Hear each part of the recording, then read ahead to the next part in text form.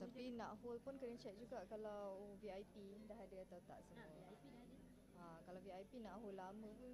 Kan tak best lah kan. So maksudnya akan housekeeping di announcement 9.20 lepas start live broadcast. Okay. Ladies and gentlemen, this is to inform you that we are on live broadcast beginning now. So those at the back, please kindly take your seats and fill in the front row of the hall.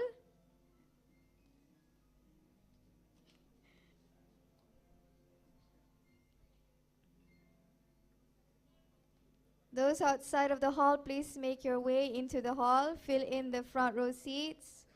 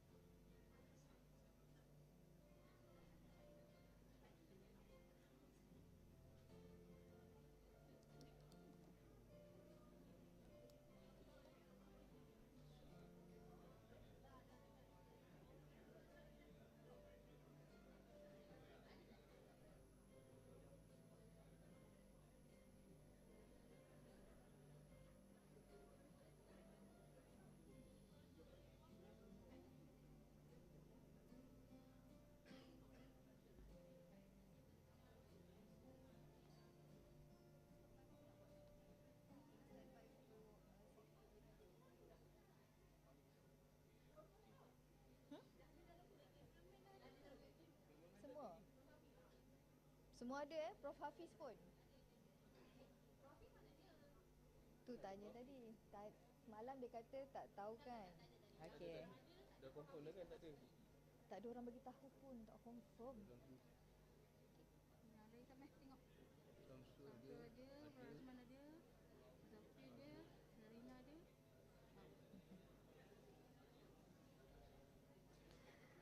Ladies and gentlemen, we will be starting our event in just a few minutes. To ensure a smooth running and uninterrupted session, we kindly request your cooperation with the following housekeeping reminders. Please switch your mobile phones to silent mode or turn them off completely. We encourage you to remain seated and attentive throughout the session. Access to your attendance link, program book, and evaluation form should be available around the hall. You can scan the QR code to get all the access. For your safety, we would also like to present a brief safety announcement video. Thank you for your kind cooperation. May we have your attention, please? This is a public safety announcement. Assalamu alaikum wa rahmatullahi wa barakatuh. Welcome to International Islamic University Malaysia, Kuantan campus. You are now in the banquet hall. Upon the sound of a fire alarm or when evacuation order has been issued, please evacuate the building immediately.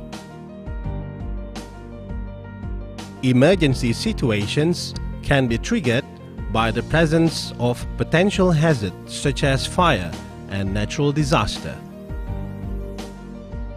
This hall has 7 main emergency exits. Please take notes on emergency evacuation routes, locations of exit doors and staircases.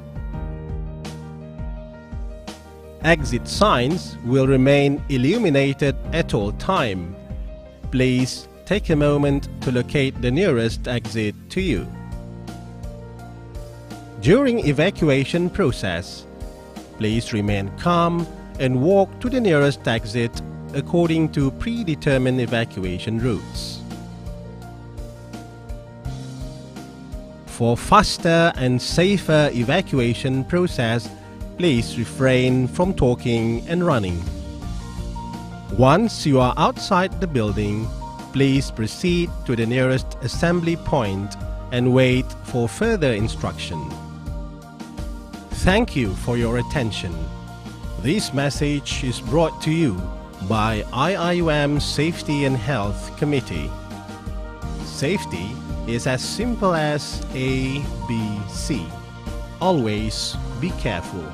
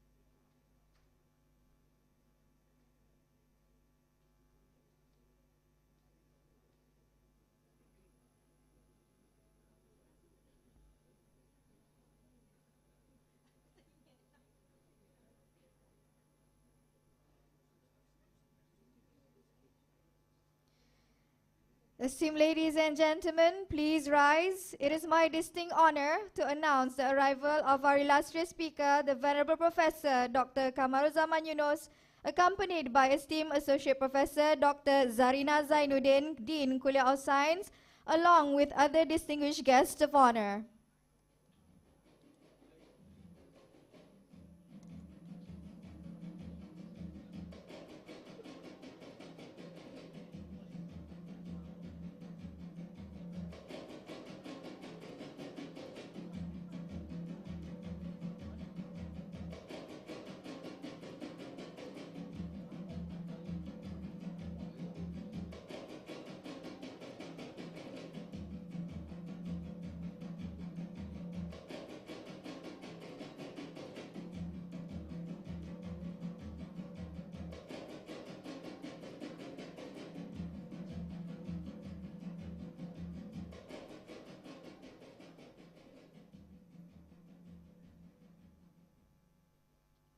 Respected professors, cherished brothers and sisters, I kindly request that for you to remain standing to make way for the rendition of the national anthem Negaraku, followed by the IIUM anthem, Leading the Way.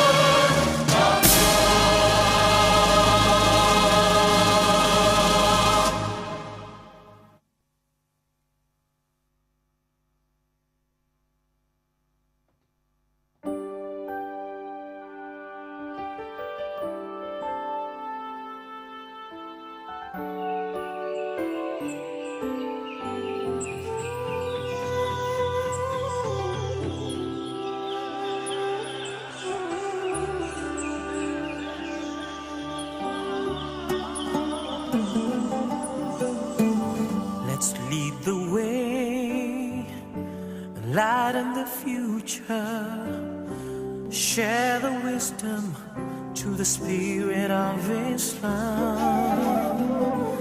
Revelation and reason shall excel, shall prevail. Merging faith and knowledge, we, the Khalifa, we will fulfill the Amanah. Together we make the world a better place. Forever expand the culture of Iqra. IUM is to realize the meaning of Ramadan lil Alamin. Together we make the world a better place. Forever expand the culture of Iqra. IUM is to realize the meaning of mercy to all worlds, for all mankind.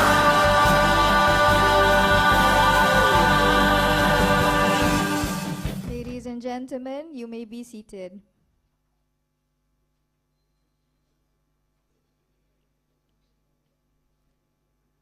Assalamualaikum warahmatullahi wabarakatuh.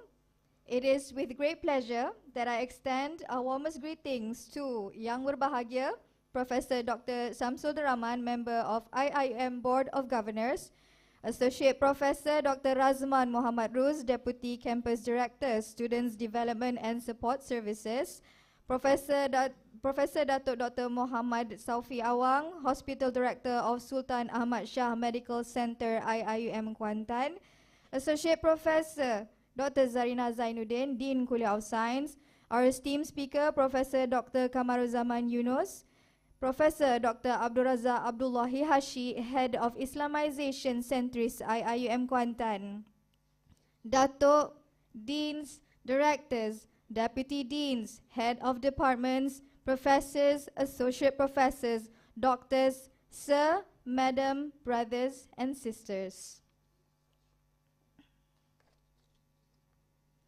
Ladies and gentlemen, as we begin this blessed gathering for the sharing of knowledge, let us reflect the words of our Prophet sallallahu alaihi wasallam. The path of knowledge is lengthy and it is a lifetime project. The seeker of knowledge will continue to seek it until he meets Allah. With the spirit of lifelong learning, we seek the mercy and guidance of Allah subhanahu wa ta'ala. May He bless this knowledge sharing ceremony and grant us wisdom, understanding and beneficial knowledge. In order to invoke blessing from Allah subhanahu wa ta'ala, I would like to invite Associate Professor Dr. Muhammad Wafiuddin Ismail from the Department of Chemistry to offer the opening dua. Please welcome.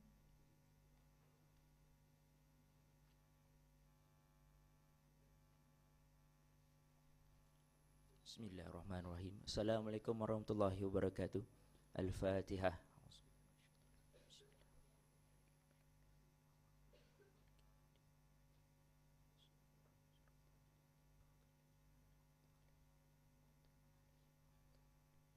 Bismillahirrahmanirrahim. Alhamdulillahi rabbil alamin. Wassalatu wassalamu ala asyrafil anbiya'i wal mursalin wa ala alihi wa sahbihi ajma'in. Allahumma ahina bil iman wa amitna bil iman wa dihil jannata ma'iman. Allahumma ighfir lana dhunubana wa liwalidina warhamhuma kama rabbayani shaghira. Allahumma atilana bihusnil khatimah wa la tahtim alaina bisu'il khatimah. Rabbana la tuzigh qulubana ba'da idh hadaitana min ladunka rahmah innaka antal wahhab. Ya Allah, ya Tuhanku, peace and blessing be upon the Prophet Muhammad sallallahu alaihi wasallam, his family, his companions, and those who follow his path until the day of judgment. O Allah, we thank you for allowing us to gather here today in peace and harmony. We bless this event with your mercy and guidance. Grant us sincerity in our intention, clarity in our thoughts, and excellence in our action. Ya Allah, Ya Rahman, Ya Rahim, make this gathering a source of knowledge, benefit, and unity. Open our hearts to understanding, our mind to wisdom, and our life to purposeful action. Instill within us humility, gratitude, and the desire to contribute positively to society.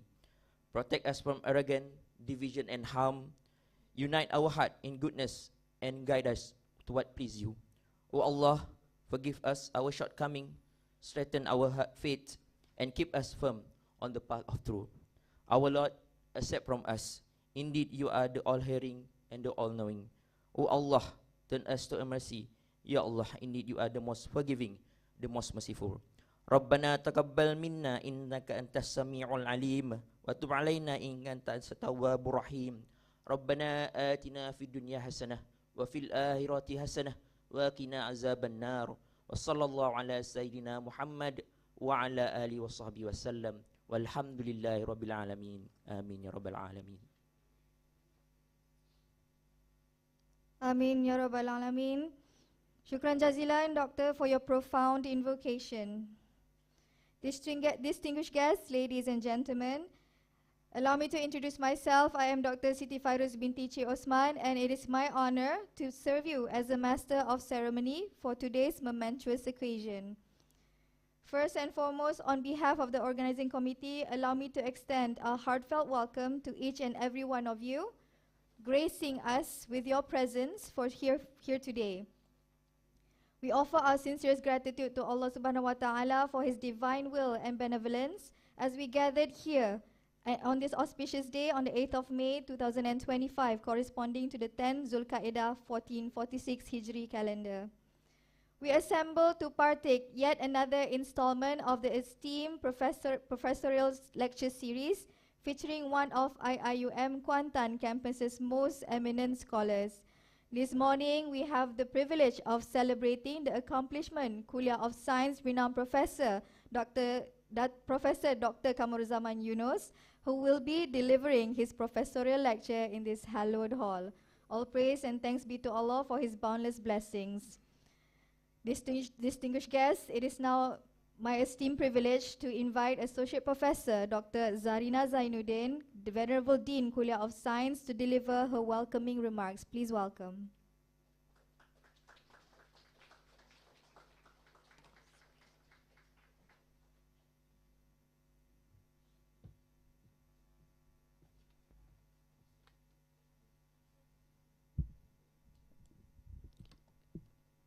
Bismillahirrahmanirrahim. Assalamualaikum and good morning, distinguished guests. Professor Dr. Samsul Rahman, I am Board of Governors member. Associate Professor Dr. Razman Muhammad Raus, Deputy Campus Director, Student Development and Support Services. Professor Dr.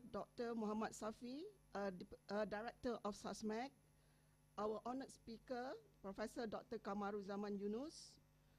My esteemed colleague and students. It is my great pleasure to welcome all of you to this significant professor lecture entitled Rare Earth Elements, Facts and Current Scenarios in Malaysia. We are honored to have this insightful session delivered by none other than one of our most distinguished colleagues, Professor Dr. Kamaruzzaman Yunus.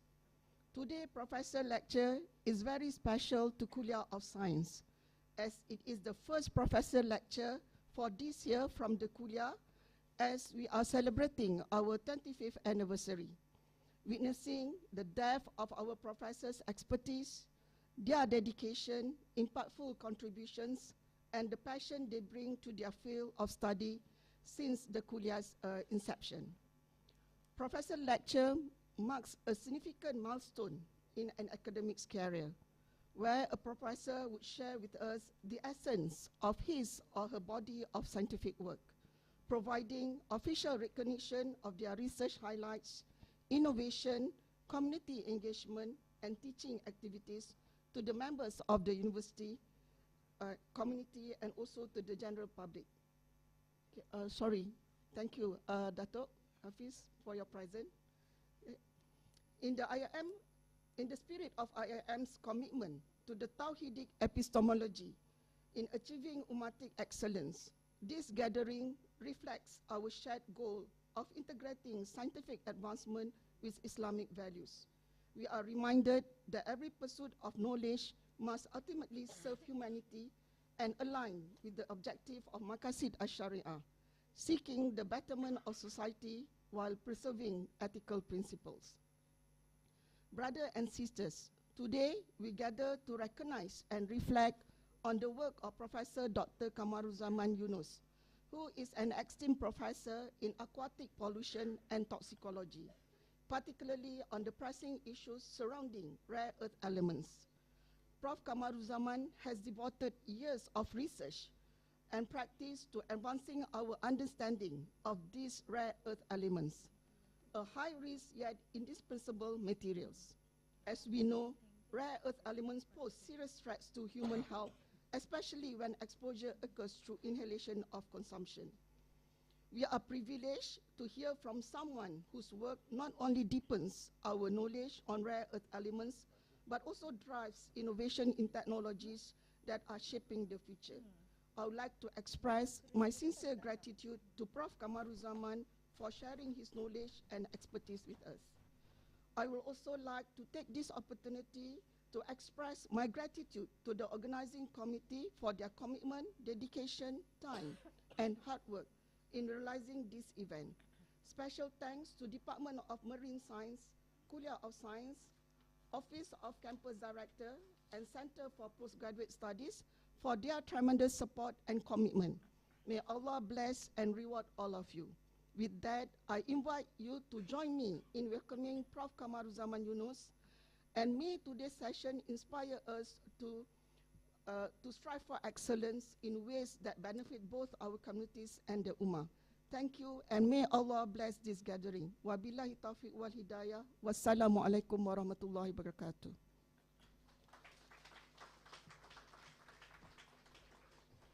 We extend our heartfelt gratitude to Dr. Zarina for your insightful words. And we'd like to again welcome Yang Berbahagia Professor Datuk Dr. Ahmad Hafiz Zulkifli, Campus Director of IIUM Kuantan. Thank you, Prof, for gracing this morning's professorial lecture. Esteemed guests, respected colleagues, brothers and sisters in academia, as we approach the pinnacle of today's gathering, it is my distinct honor to invite Professor Dr. Abdulrazak Abdullahi Hashi to present a brief yet illuminating introduction of our distinguished senior professor and keynote speaker, Professor Dr. Kamaruzzaman Yunus. Professor, if you would be so kind to grace us with your words.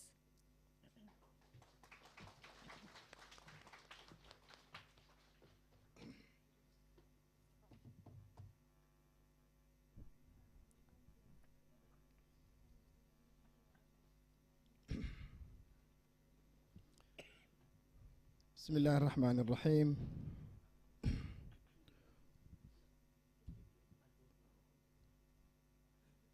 Professor Dr. Ahmad Hafiz, the Campus Director, IIUM Kuantan Campus. Professor Dr. Muhammad Saufi Awang, the Director of Sultan Ahmad Shah Medical Center. Professor Samsul Draman, Member of Board of Governors. Associate Professor Dr. Razman, the Deputy Director of the Campus, Student Affairs. Professor Kamaruzzaman Yunus, the speaker of today, and also the Associate Professor Dr. Zarina, Dean, Kuliah of Science. Professors, doctors, brothers and sisters, to all of you, Salamullahi alaikum wa rahmatuhu wa barakatuh.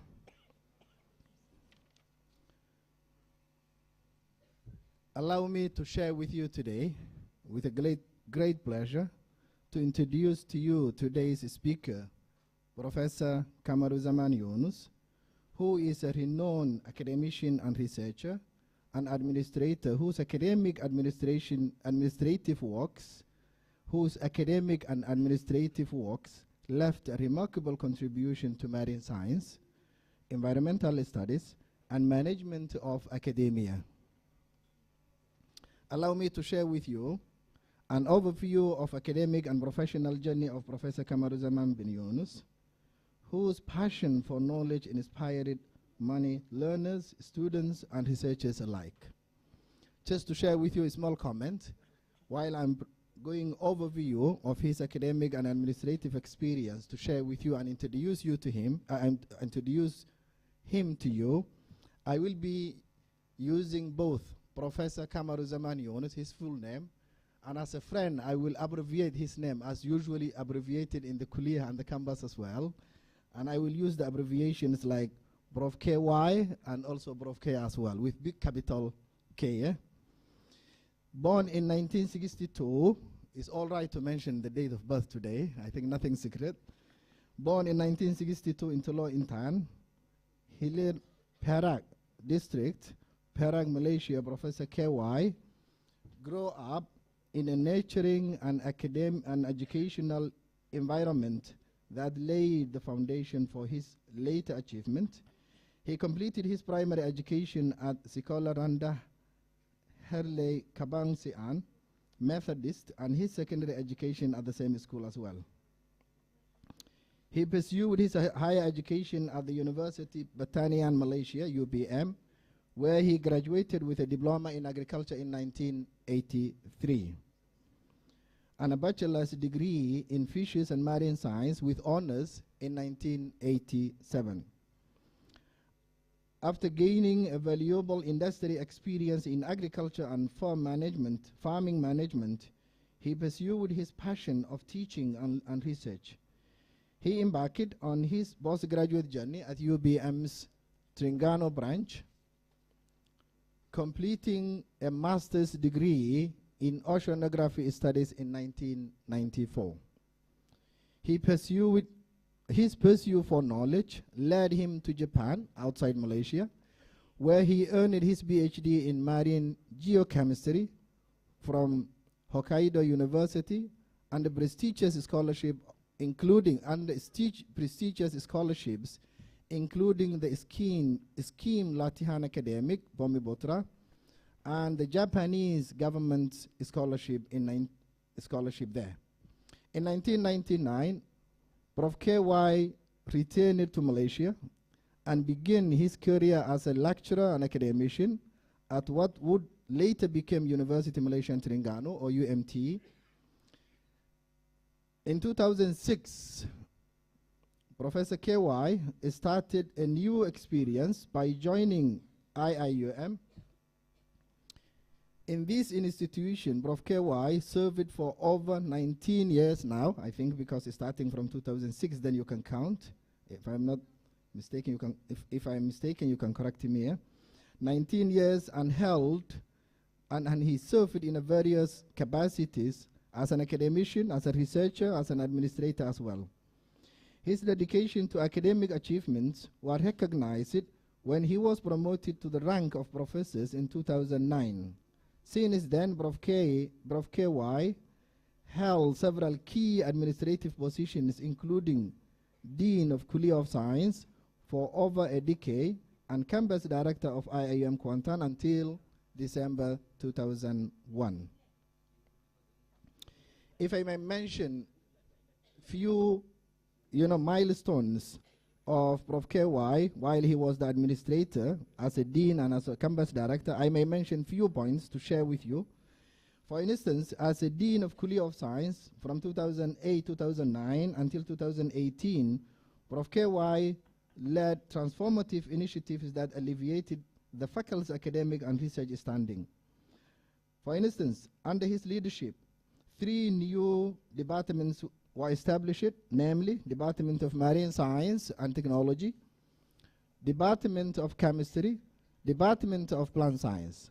Number 2, Prof KY played an imperative role in establishing the Institute of Oceanography and Maritime Studies in OSIM, the Institute fostered a collaborative research collaborations with local and international institutions. During his deanship for Kuliah of Science, the Kuliah was identified as the best overall research kuliah and earning a grand prize of 50,000 ringgit Malaysia, which also implied a recognition of his commitment for fostering a culture of excellence in research and innovation. As a campus director of IIUM Kuantan campus from 2018 to 2021, the campus experienced the establishment of several units, including IIUM Poison Center. You know, when IIUM Poison Center comes in as an IRK and human science lecturer, when you talk about poison, we always see it as a negative, right? But here I am mentioning it as a positive developments. So during his time, IIUM Poison Center for East Coast Malaysia was established, and Sejahtera Center for Sustainable Humanity was also established. One of the remarkable, experience that, we all acknowledge and experienced as well and observed is his leadership of the campus during challenging times of COVID-19, which further exemplified his dedication and resilience in successfully coordinating academic and administrative efforts of ensuring the safety and well-being of students and staff in this campus. His academic expertise lies in marine geochemistry, environmental studies, pollution, and toxicology. His groundbreaking research has been published in over 200 scientific articles in high-impact journals, earning him as an H index of 20 and more than 1,100 citations in his corpus alone. He has authored and co-authored several books addressing critical issues such as climate change, sea level rise, mangroves, ecosystems, and rare earth elements, which I think is the topic of today's speech. These academic works has not only advanced scientific understanding, but also provided invaluable data for government agencies, including influencing national policies and economic growth. Beyond his academic pursuit, Prof. K.O.S. has been deeply committed to community service as well. He has actively engaged with local communities, offering technical advice on the importance of mangroves for coastal stabilization and erosion prevention. Mangroves, as he often emphasizes, are nature's shield against extreme weather events, protecting both ecosystems and human settlements. His insights has been shared widely through keynote speeches at national and international seminars, as well as through media platforms like Utusan Malaysia, The Star, TV3, etc., and etc. His academic expertise cover also his editorial roles of academic journals, where he served as a chief editor of Water Conservation and Management Journal, indexed in Excobus, and also the Journal of Clean Water, Air and Soil. He is also a lifetime member of Persatuan Science Analysis Malaysia, and he is an active participant in global organizations like Malaysia Nature Society and also the International Water, Air and Soil Conservation Society. Throughout his career, Prof. K.O.S. has secured over 2 million ringgit Malaysia in research grants, collaborating with institutions across the globe, including Sultan Qaboos University in Oman, Middle East, Osaka University in Japan, and also Kagoshima University in Japan. His projects have addressed pressing environmental challenges, from monitoring levels in environmental samples of studying artificial reefs and water qualities. Additionally, he has supervised more than 30 master's and PhD students, many of whom are now holding or hold prominent positions in academia, government, and industry as well. Prof. KY's contributions have been recognized with numerous awards. He has received the Excellent Service Award multiple times and been named among the top contributors to Malaysia's Research Assessment, or MIRA, and won gold, silver, bronze medal and in national and international invention exhibitions. Sisters and brothers, professors and doctors, it is now my privilege to invite you to welcome Prof. KY to the stage. Please join me in giving him a warm round of applause.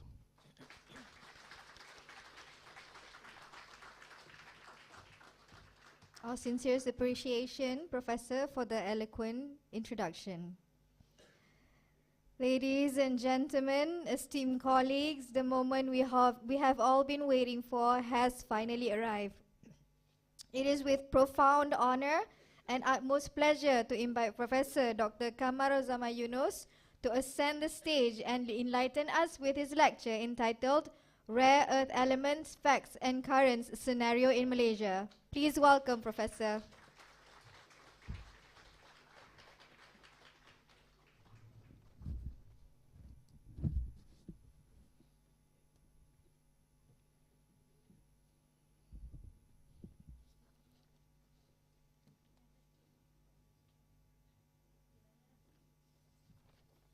Terima kasih Dr. Siti Farus, our this morning MC. Bismillahirrahmanirrahim. Alhamdulillah Rabbil Alamin. Wassalamu ala asifal amyal mursalin. Sayyidina Muhammad wa ala alihi wassabihi ajmain. Yang saya hormati, yang berbahagia, Profesor Datuk Dr. Ahmad Hafiz Zulkifli, di Campus Director of IIUM Kuantan. Yang berbahagia Profesor Datuk Dr. Muhammad Saufi Awang, the Hospital Director of Seismic. Professor Dr. Samsudaraman, members of the IIUM Board of Governors. Associate Professor Dr. Razman Muhammad Rus, the Deputy Campus Director of the Student Development and the Support Services. And we have Associate Professor Dr. Zaina Zainuddin, the Dean Kuliah of Science. Dato Deans, Director, Deputy Deans, Head of Department, Professors, Associate Professors, and not to forget my lovely wife, one case over there, and my daughter. Sister, brothers, Assalamualaikum warahmatullahi wabarakatuh. Salam sejahtera and salam Malaysia Madani. And first and foremost, let us express our gratitude to Allah Subhanahu wa Taala, giving at the time the good health to be here in the fourth professional talk in this morning.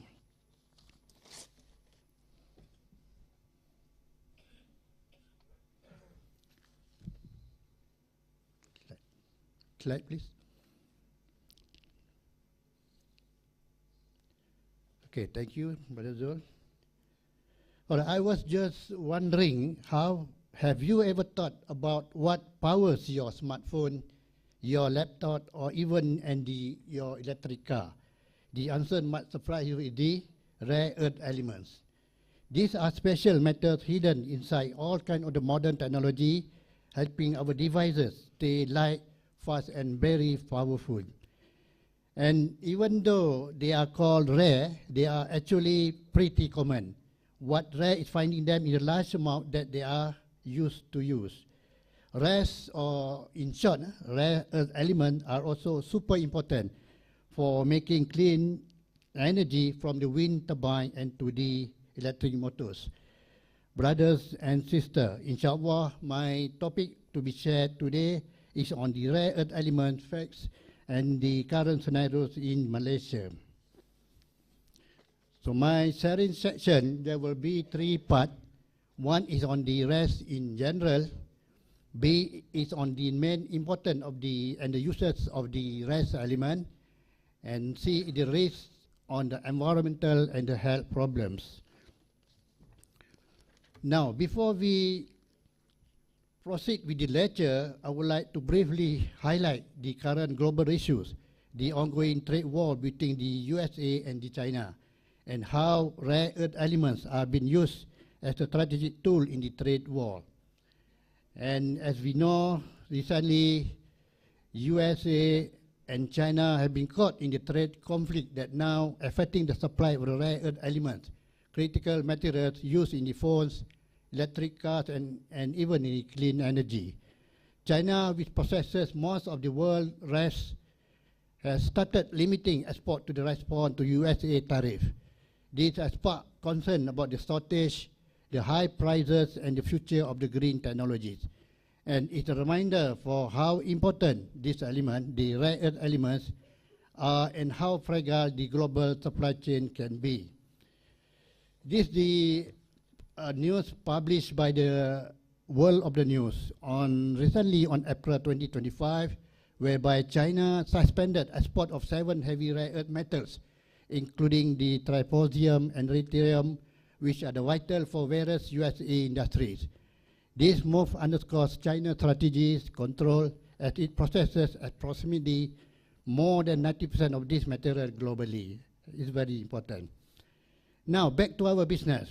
Generally, I will present on the primary sources of the geology, on the minerals, on the secondary sources of the recycling, on the environmental concern, the rare earth industry, and a little bit on the application of the rare earth element. All right, in general, the rare earth elements are the 17 metallic elements found in the middle of the periodic table. Rest are also called rare earth metals or rare earth oxide or lanthanide, savory white soft heavy metals. They do not occur as a native element in the nature, and they are found in the form of minerals such as the phosphate, the silicate, carbonate, the oxide, and also the halide. And to be more specific, the rare earth elements are categorized in 2 subgroups, which are the light rare earth element and the heavy rare earth element. This element, which from platinum to europium, are considered to be light rare earth element, whereas the element from the GD, the gadolinium, to the antideuterium are categorized as the heavy rare earth elements. However, 2 last elements, the scandium and the deuterium, which are also the rare earth element, but they do not in a lanthanide series. And in general, the light rare earth elements are more abundant compared to the high rare earth element. Why these elements are so important? Let me show you this. Because their unique chemical and physical properties made them valuable for various industry, technological, scientific, industrial application, also in the manufacture products. And other uniqueness are because their chemical properties of the rare earth elements made them difficult to separate from surrounding materials and from one another. And these qualities also made them difficult to purify and making their extraction and processing very challenging and very expensive. Now, a little bit on the main usages of the rare earth elements. They are mainly used to make a powerful magnet for electronic and clean energy, catalyzed for refining petroleum, and energy efficiency lighting like LEDs. They are also key in the high performance alloy, batteries, specialized glass, and the medical imaging. And rare earth elements are also essential for the advancing modern technologies in many industries. Now, we take some example of the lanthanum, for example, the light rare earth element. Lanthanum or La is mainly used as a catalyst in petroleum refining, in hydrogen storage system, and also to make high intensity discharge lamp. It's also important for making the optical glass, rechargeable batteries, and high performance alloy. Lanthanum compounds are used in the medicine to treat high phosphate level in kidney disease patients. So it's very important for the medical staff. And one example for the heavy rare earth element, I take it the terbium, for example, is mainly used to make phosphorus for color displays in like LED TVs and also the TV screen. It also used in the alloy to improve strength and heat resistance, especially in the aerospace part. Additionally, terbium is used in data storage devices and advanced material for research and methodology. Now, let's have a look. This one is very important on the rare global production. The rare earth metal market was estimated at 5.3 USD billion in 2021. It's very high, and it's projected to reach up to USD 9.6 billion by 2026, growing about 12.3%. And China is the world's largest producer of the rare element, accounting for 70% of the global mine production, estimated at the more than 200,000 tons for 2022. And the USA, the Myanmar, Malaysia, including Malaysia, accounted for the majority of the remaining mining production. Now, on the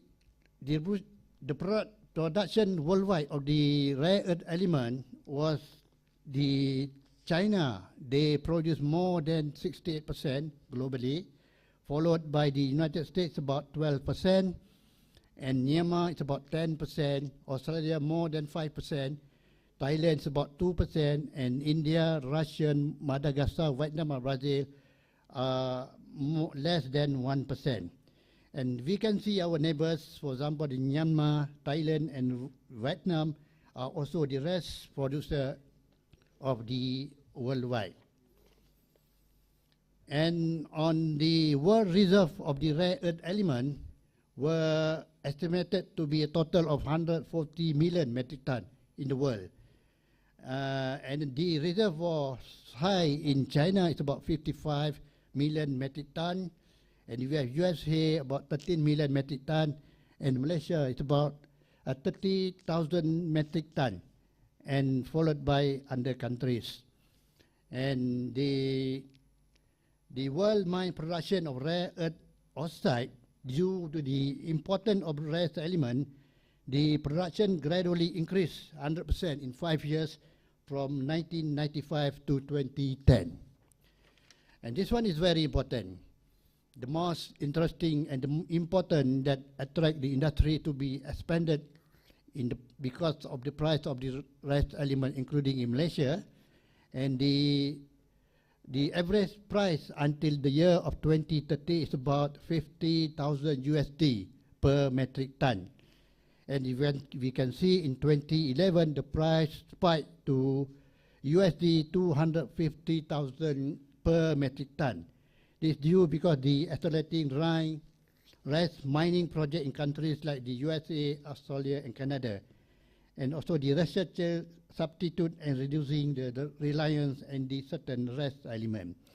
But anyway, by 2012, the prices began to normalize as the supply concern ease and alternative sources entered the market. Okay, on the rare mining, this one is very important, because we have one the factory in the Gabang, in our neighbor country. Rare mining is essential for modern technology, but possesses significant environmental and social risks, which need to be managed carefully to ensure the sustainable development. And some countries are exploring new extraction techniques to reduce the environmental impact, including the recycling rare earth materials from the old electronic.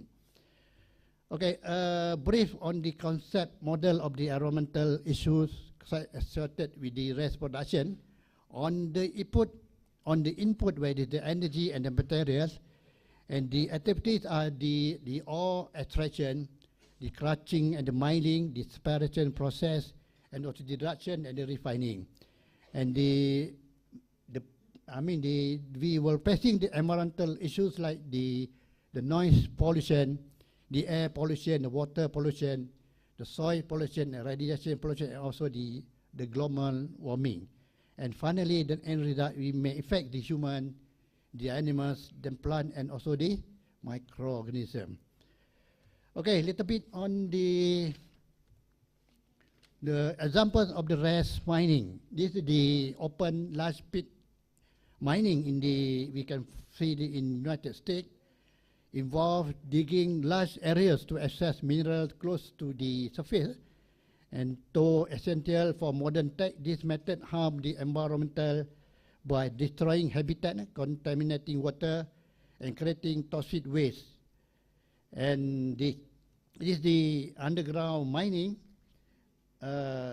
reaches deeper deposit, causing less surface damage, while it has less environmental impact than the open pit mining.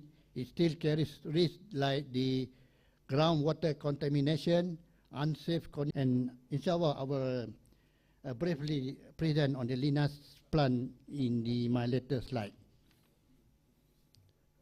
All right, on the some good separation method of RES, one is the solvent extraction. The advantage using this method is very feasible for many applications due to the diversity of extraction material. And the drawback is it's very unsafe when using highly hazardous organic solvent. And he requires excessive volume of solvent and complexing agent. And for the membrane separation, the advantage are the possible to adjust the shape and the size of the selective separation of RES. And other advantage are the limited use of the chemical and minimal generation of waste, and it's very cost effective and energy efficient. But the drawback is very expensive substitute of the membrane. And the ion exchange method, the advantage is very selective and environmental benign. Effective for small metal concentration, it's very well established and computerized process. But the drawback is the high cost for the selective selecting, separation, and so on. And photochemistry so far is the best method. It's very cost effective and eco-friendly, and effective and very superior purified. But there are some drawbacks like use of the diluted solution, and the use of the light at higher intensity is very costly. And the chemical calculation and the ion flotation are another good method of separation. But there, of course, should be some advantage, also the drawback of this, the separation method. Now, why the rest are really important in Malaysia? They are increasingly important to Malaysia due to their critical role in various industries and technologies. Although Malaysia has a smaller share of the global rice production compared to the countries like China, its involvement in the mining, processing, and export of rice is strategically very significant. This is what we have, has been reported. Investment attraction, it may attract the foreign investment, particularly from the countries like Japan and United States, to invest in Malaysia, which are keen to diversify their supply sources and trying away by importing from China. And number two is the contribution to the green technologies. Number one, the renewable energy. Rest are vital for the manufacturing wind turbine, solar panel, and electric vehicle, EV, batteries, which are crucial component in the global transition to the renewable energy. And Malaysia, as participant in the rest supply chain, is contributing to the global clean energy solution. And on the EVs, Malaysia can position itself as a strategic supplier for the rest for EV manufacture, supporting the growing demand for green transportation technology. And three is on the technology advancement on the high-tech manufacturing. By tapping into the rest market, Malaysia can threaten its high-tech industry and move further up the value chain in the global manufacturing. And on defense and aerospace, Malaysia may involve in the rest sector, could potentially support its own defense modernization effort or serve the defense need of allied countries. And this one is very important on job creation and skill development, the employment opportunities, including in Lina's plant in Gabon. The development of these industries can stimulate local economies, particularly in rural or undeveloped areas where rest, mining or processing facilities are established. And also can develop the development of the expertise. The country will develop a skilled workforce in areas like chemical engineering, material science and environmental management. And this can have broader benefit for the nation, industrial and technologies capacity. And number 5 is on the strategic resource for the national security, for the critical mineral for defense.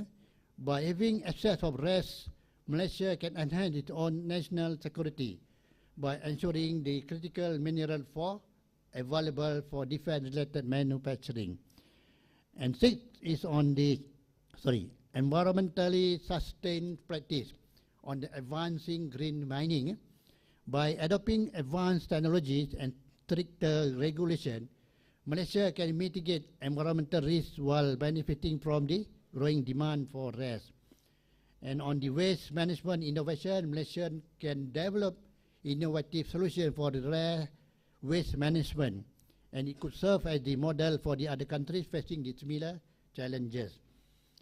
And finally, on the research and innovation, on the technological innovation, Malaysia can foster research and development R&D into more efficient REE extraction and recycling technologies. By investing in innovation, Malaysia can reduce their environmental impact of rare mining and position itself as the leader in sustainable resource extraction.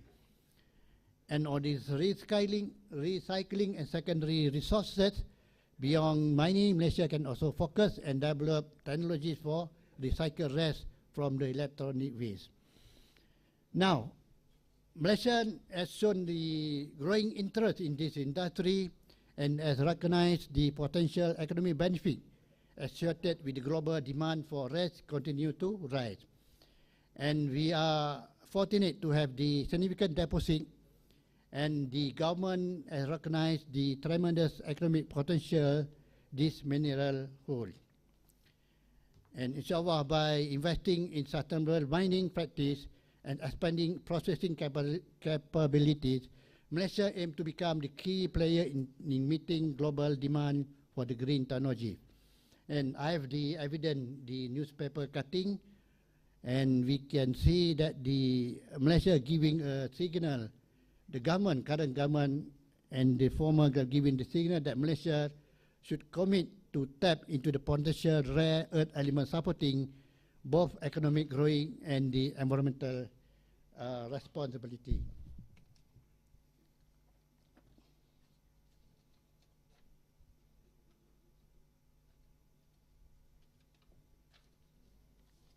All right.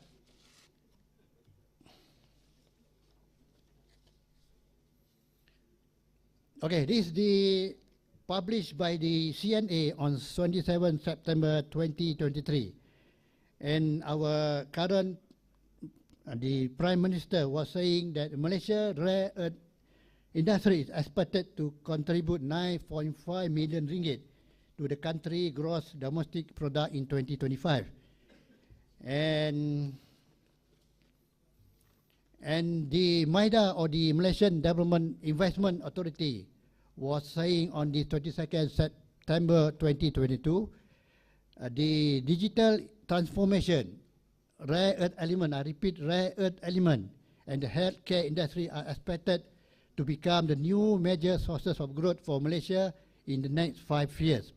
So it is very important for the government to encourage potential investors to explore the business prospect of the rare ecosystem, since rares form the crucial component in the manufacturing of the smartphone, the EV, especially the battery and the motor parts.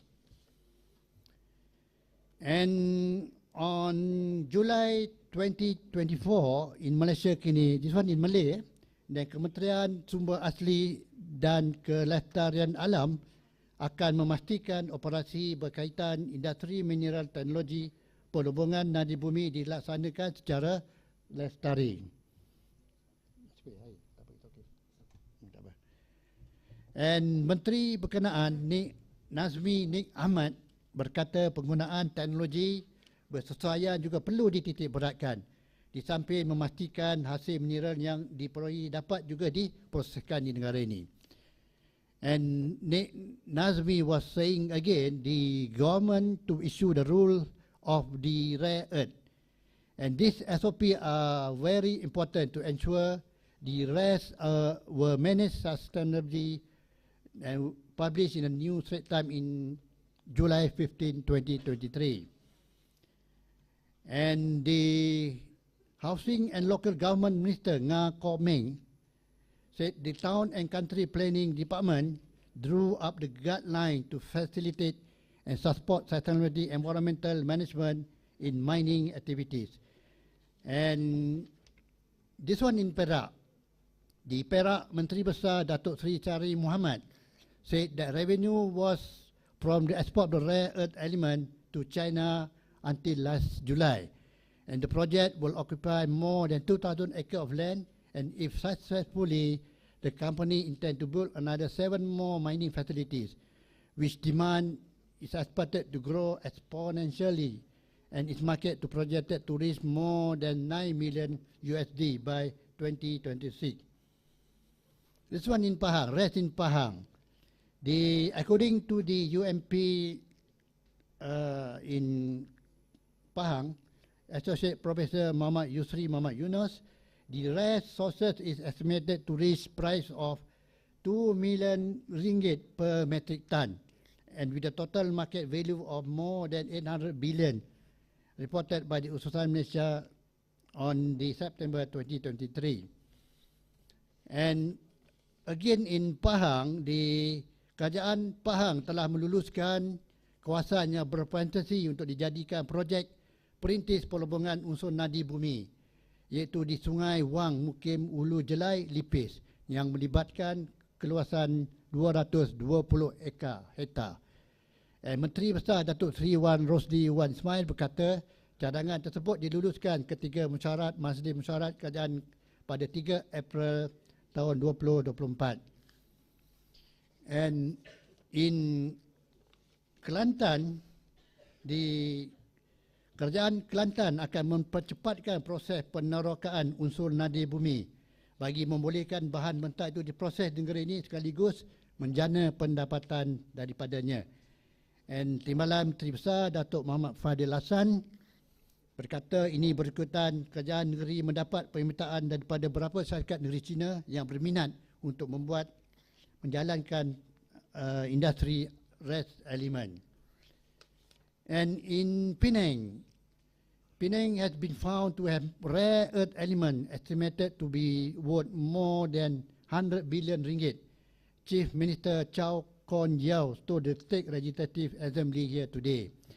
He said the discovery was based on the sampling study conducted by the Mineral and Geoscience GMG in locations such as Teluk Bahang and Balik Pulau as well in the Nibong Tebal on the mainland. And in Kedah, the Kedah state government has linked the MOU with the local company backed by the Chinese expert to tap into the 60 billion ringgit worth of rare earth element industry. The deal was linked between the Menteri Besar Incorporated MBI with the Jangka Bakat Mineral Sdn Bhd and technical partner from China, reported by the Infree Malaysia today. And in Kuching also, Sarawak dikenal pasti memiliki berbagai bahan mineral berharga bernilai more than 1.25 trilion ringgit. And di Timbalan Premier Sarawak, Datuk Aman Awan Tengah Ali berkata anggaran nilai bahan yang tinggi itu membolehkan Sarawak berpotensi membuat pelaburan yang tinggi dalam industri REE. And this one in Tamil, I have to read in Tamil. Mondro Andugali Irandu Aritana Bumi Uru Punggal Saya Langkum Toliga Ligal Kata Arasam Tati Mitolatu. Oh. I hope it's correct. And if I may translate it to the correctly, government plan to have another 2 RES processing plant in the next 2 years in the future. All right, this one, however, the several NGOs in Malaysia, like Save Malaysia, Stop Lina, this one very popular, the Himpinan Hijau Malaysian Nature Society, and many other environmental advocacy groups have been vocal in their opposition to the rare earth element industry.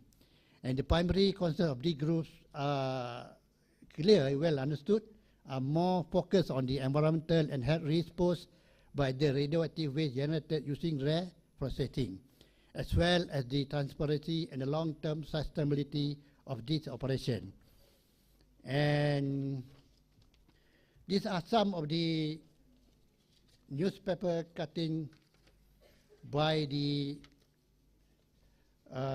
some negative impact on the mining of the rare earth element by the expert. Is the environmentalists skeptical to move on to ban RE's export? And we do have also, there are many illegal mining in Malaysia. Rare earth mining can be very damaging to local environment, especially when it comes to the illegal and the unregulated mine. And in Malay, pelubungan nadi bumi adalah menjadi musuh baru penduduk orang asli in some areas in Pahang and also in Perak. And in Malaysia kini, Oktober 23, di Jabatan Perlindungan Hidupan Dia dan Taman Negara telah memberi perhatian kepada kerjasama berentas agensi bagi menandingi aktiviti illegal mining of the REE element. Now, little bit on the environmental problem. This is the last topic of my section. The rest element rarely exist in the pure form. They are usually found within other material, making them difficult to extract from ore and very costly. And a major issue is mining is that the ore they are extracted from also often contain thorium and uranium, which are both radioactive. And a good example is the gadolinium. It's used in the contrast agent in the MRI, Dr. Safi.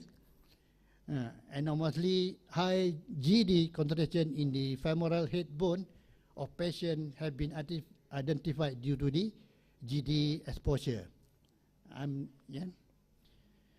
Okay, in Malaysia, the extraction and processing of rare earth elements present a specific risk similar to those faced globally.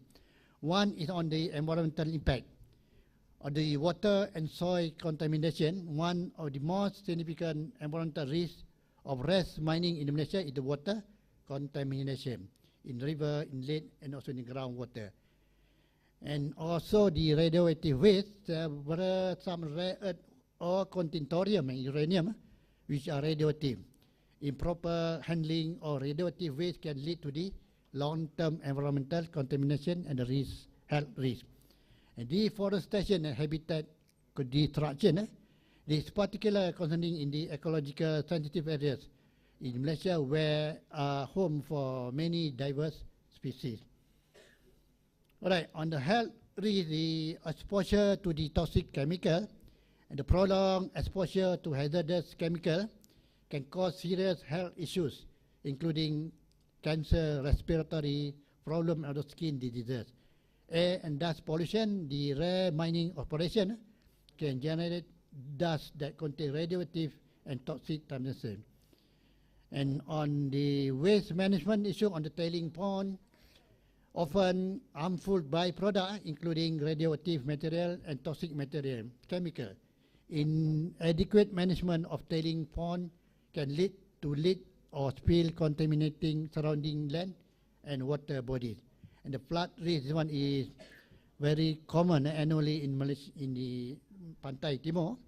Malaysia tropical climate, which is highly rainfall and risk flooding, increases the danger of waste pond overflowing, spreading contamination more easily than in the dry season. And our climate and ecosystem sensitivity, our tropical ecosystem and coastal area are sensitive to the disturbance, Mining in this region could lead to the irreversible damage to ecosystem, affecting wildlife, water quality, and even local weather pattern. We have many more other risks like the regulatory challenges, economic viability and market-dependent waste management issues, and geopolitical and trade which I don't have time to discuss in detail. Maybe later, inshallah. Okay, very short one, little bit on Linus plant. It's the very most prominent rare earth element processing in the Linus Advanced Material Plant Lab, which is operated by the Australian company Linus Corporation. This plant has gained significant attention both domestic and international due to its role in processing earth element and the controversy surrounding its environmental and safety impact. Okay, what Linus do? They process the rare earth concentrate that are mined from Australia, bring to Malaysia and been processed in Gebeng. And the plant produce a range of rare earth elements including neodymium, praseodymium, which are critical for manufacturing to manufacture powerful magnet used in the EV, the wind turbine, also in other environments. This is their key product. The neodymium, praseodymium oxide, the platinum and cerium oxide, and other rare earth compounds. Okay, I would say the important part of the Linus is that on the global supply chain, the Linus plant play a strategic role in supplying this critical material to countries like Japan, US, and Malaysia. And this one is very important, the employment and local economy. The Linus facilitate provide job for the local community in Kuantan and contribute to the Malaysia industrial sector. It also attract foreign investment, particularly from countries seeking alternative for the rare earth supply. And while Linus has faced environmental and regulatory challenges, this rational point highlight its strategic importance in terms of the economic growth, supply chain diversification, and the global transition to the green technology is very important. And the companies present in Malaysia has positioned the country as a key participant in the rare earth industry, particularly in the context of the growing demand for this material. And I would like to not finish yet, but in Linus, in summary, for example, in Linus, they offer economic opportunities, but it also possesses such substantial environmental health and social risk. And therefore, this one is very important: careful management, transparent governance, and the implementation of sustainable practices will be the crucial to balancing the benefit of the rare earth extraction with the need to protect the environment and the community. And this is my personal opinion as a whole, not for Linus. For the whole, maybe we can have another factory in Pekan, I do not know, or in somewhere in KL or somewhere. And we should balance less benefit, less benefit and the environmental risk. And countries like Malaysia face the challenge of balancing the economic benefit for processing rest with the environmental and health risk posed by the industry. And Linus operation, for example, have the spark ongoing debate about whether the economic gain outweigh with the environmental risk. And the mitigation environment process is very important. We should have the very strict regulation, and the should have the innovation in recycling and to sustain the mining practice. And to conclude, this will be my slide. The rare earth element have both positive the benefit and the negative, the challenges and the downside aspect depending on how they are used and extracted. And to conclude, while rest are essential for the modern technology and the transition to green energy, their extraction and processing come with significant environmental and geopolitical challenges. And finding sustainable ways to extract and recycle them is very crucial for mitigating this downside. That's all. Terima kasih. Assalamualaikum warahmatullahi wabarakatuh.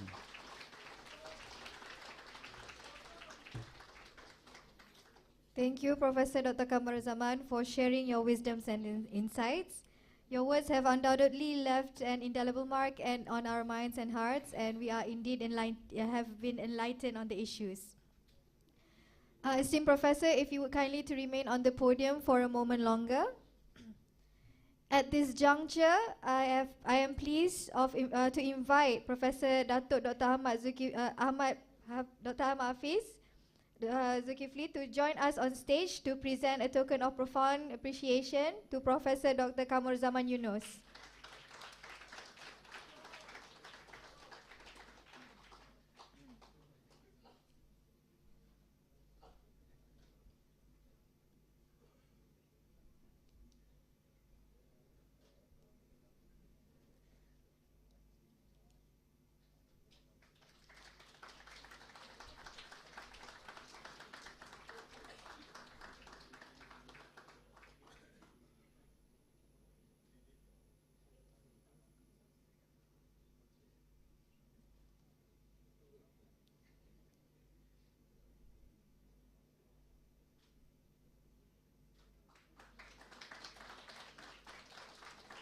Thank you, Professor Dato.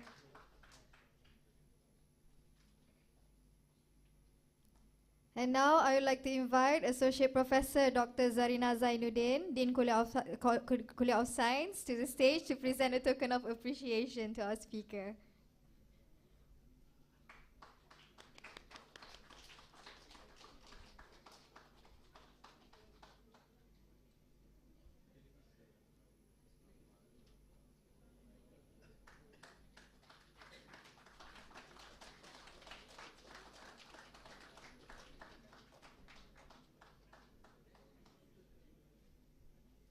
Thank you, Dr. Zarina. And finally, the surprise behind every man stood a woman who supports and celebrates our speaker's success. I would like to invite Puan Wan Khalijah Wan Shafi'i, wife to Professor Kamaruzzaman, to present a token of appreciation to our esteemed speaker.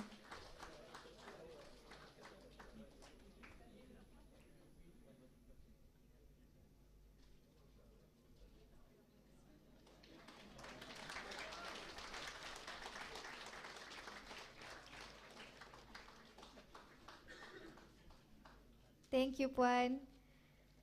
Our heartfelt gratitude to all of the distinguished guests for the touching gestures of academic camaraderie. And now, I would like to invite Prof. Kamaruzzaman to be seated. Thank you again, Prof.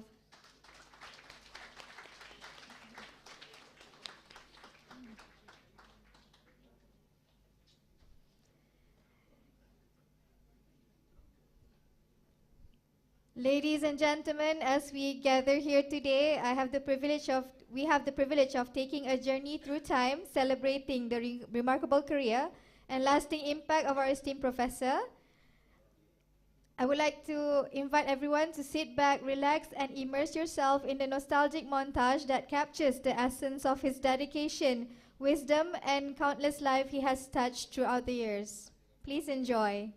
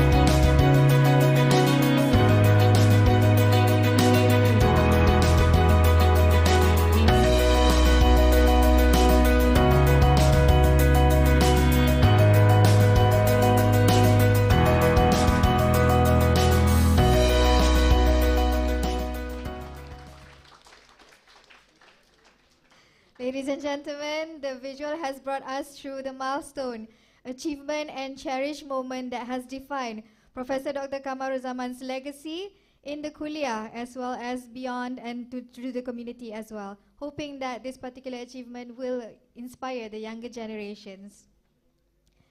We have yet come to an end just yet.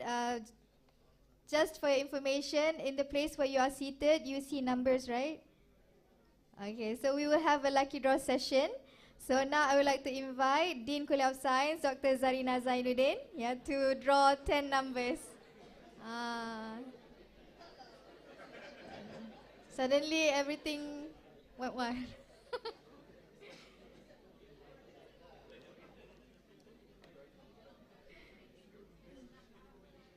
I wish everyone all the best.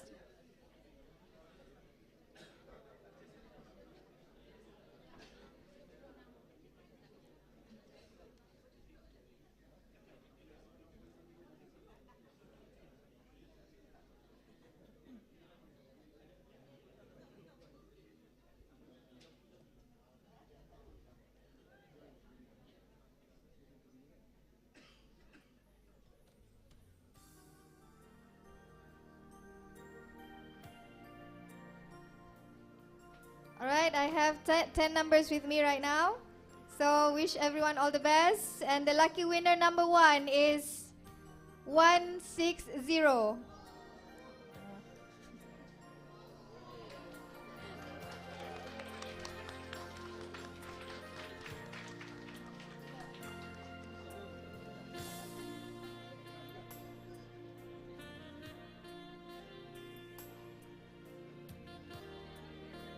Okay, the second lucky winner goes to number 99.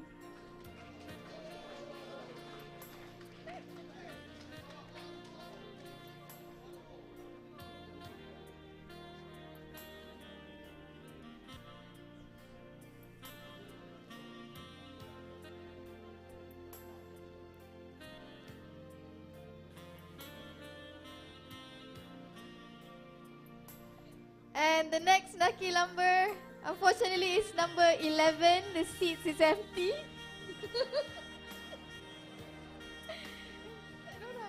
Okay, I'll call upon the next number. 167.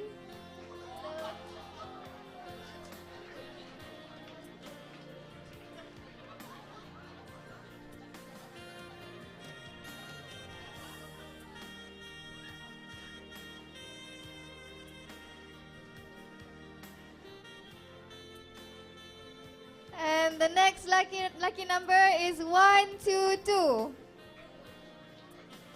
122. Oh. No, Prof Kamar.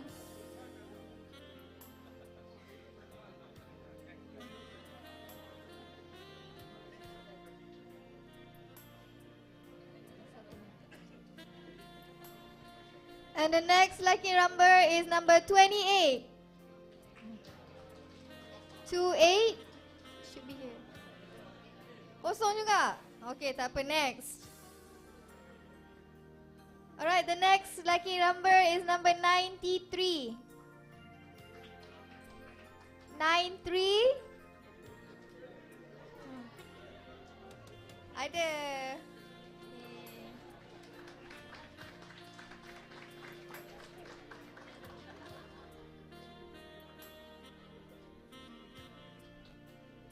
And the next lucky number is 194.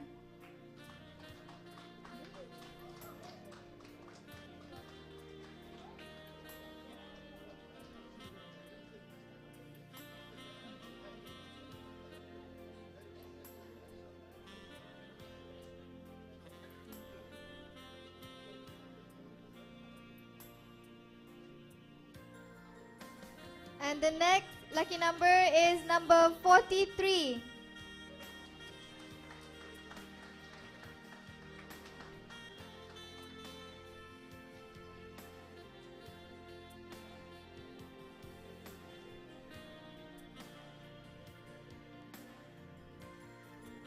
And the lucky number 126.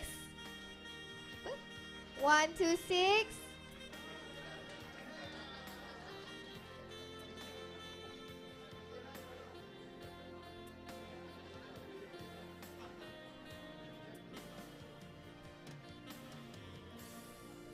Dr. Zarina, we need you to another 3. Kedua, 3. 3 kedua. 2. 2, another 2 number, sorry. Boleh? 97.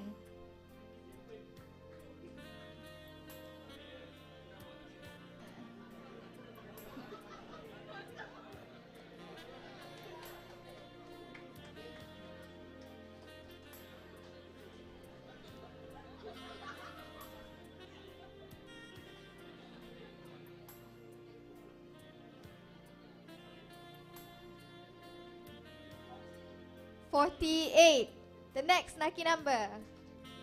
48.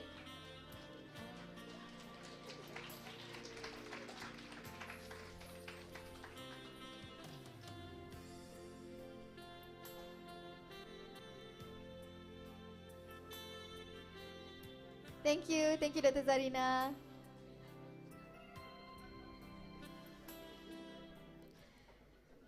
Honored guests, now we shall proceed to immortalize this momentous occasion through a group photography session. I would like to pass the floor to the media team to coordinate this session. To all of the audience, if you could kindly fill on the front row of the seats so we can take the picture. The VIP remains where you guys are right now. The photography will take picture from the stage. Please fill in the front seats.